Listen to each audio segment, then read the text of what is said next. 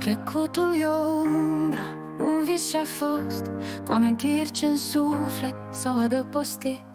E un drum bătătorit de pași pierduți și clipe ce-n taină s-au risipit. Prezentul e o clipă, un dar divin, cu fiecare răsuflare viața prinde sens. E un drum bătătorit de pași pierduți și clipe ce-n taină s-au risipit.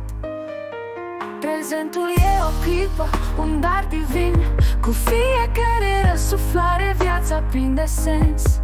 E un moment de aur ce trăim acum și inima noastră lasă un ecou intens. Viitorul e o taină, un vis neîmplinit, cu speranțe și dorințe ce-n suflet s-au înfipt. E un drum necunoscut ce-l vom parcurge și în fiecare pas vom găsi un nou început.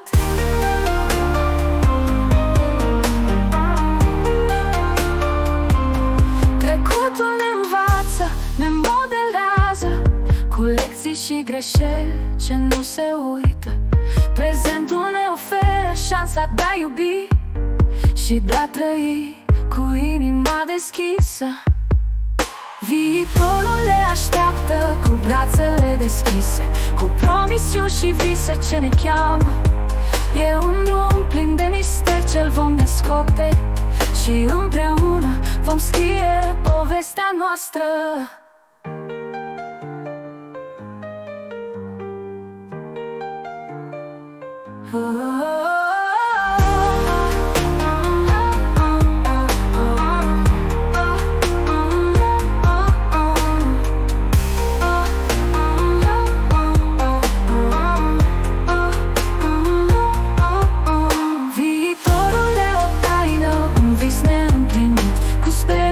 Și dorințe ce-n suflet s-au înfipt.